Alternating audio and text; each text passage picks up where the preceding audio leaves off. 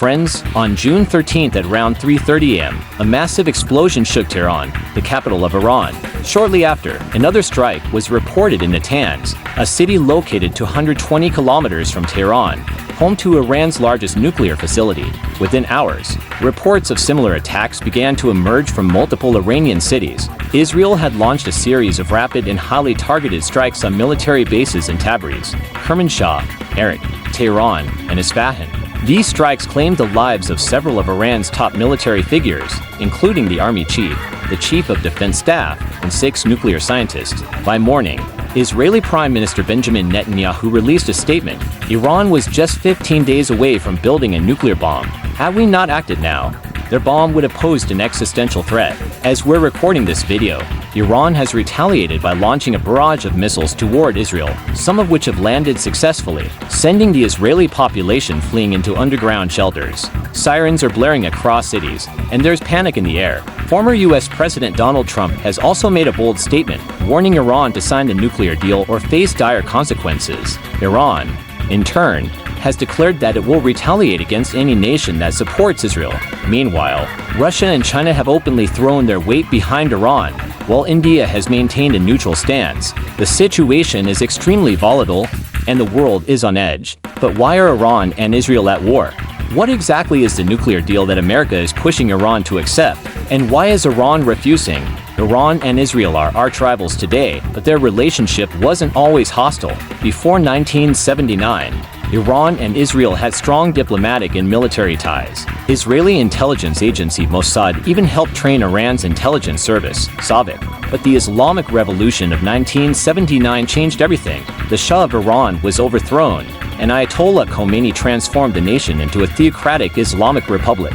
Overnight, Iran severed diplomatic ties with Israel and handed the Israeli embassy in Tehran over to the Palestine Liberation Organization. Iran started referring to both Israel and the U.S. as the Great Satan and Little Satan. The hostility intensified in 1980 to when Israel invaded Lebanon to remove Palestinian fighters. Iran responded by supporting Hezbollah, a militant group that still operates in Lebanon today. Over the decades, Iran began funding and arming multiple groups that shared anti-Israel ideologies. These included Hezbollah in Lebanon, Hamas in Palestine, the Houthi rebels in Yemen, and Hashd al-Shaabi in Iraq.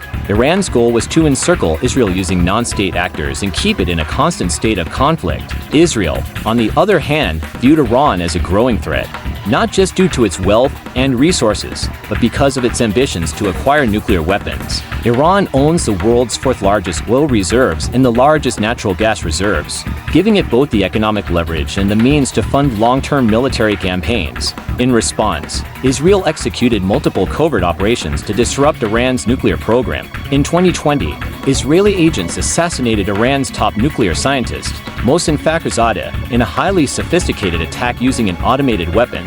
This wasn't the first such assassination. In 2008, top Hezbollah commander Ahmed Mughniya was killed in Damascus. In 2013, tech head Hassan Lakiz was gunned down in Beirut. 2014 saw the mysterious death of Majid al-Majid, and in 2016, Mustafa Badreddine, Hezbollah's military chief, was eliminated in Syria. Beyond assassinations, Israel also waged a digital war. In 2010, the Stuxnet virus, developed jointly by Israel and the US, crippled Iran's Natanz uranium facility.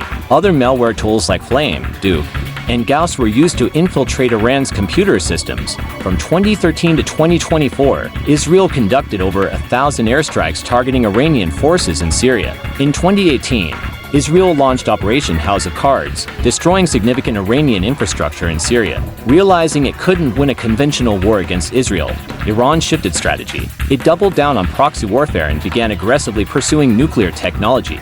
The logic was clear. If Iran possessed nuclear weapons, it could guarantee regime survival and force global powers to deal with it on equal terms. Nuclear weapons require enriched uranium, and Iran had built large enrichment facilities in Natanz and Fordo.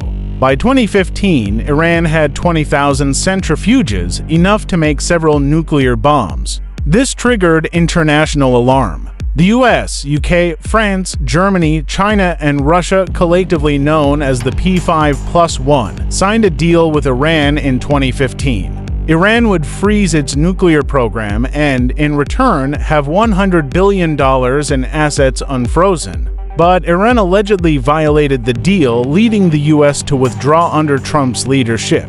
Biden tried to revive talks, but no resolution was achieved. Trump, back in the spotlight, now warns of military consequences unless Iran returns to negotiations. Interestingly, a high-level meeting between the U.S. and Iran was scheduled for June 15th, just 2 days after Israel launched its attack. Some experts believe Israel deliberately struck early to sabotage any potential agreement. Mossad had reportedly manipulated circumstances to gather Iran's top military officials in one place. Israeli drones and intelligence agents executed a perfectly timed assault. Was the U.S. involved? Officials deny it, but history suggests otherwise. Similar tactics were seen during the Ukraine-Russia conflict. In both cases, pre-positioned drones, coordinated strikes, and uncanny timing hint at a hidden hand, possibly Americus. The U.S. appears to have adopted a new doctrine: support proxy wars without direct involvement. But if this escalates, we could see a global crisis. Oil prices may spike. Trade routes may be blocked. A regional war could spiral into a global one. India, with economic ties to both Iran and Israel, remains neutral but deeply concerned. What's your view? Was Israel justified? Should Iran abandon its nuclear ambitions?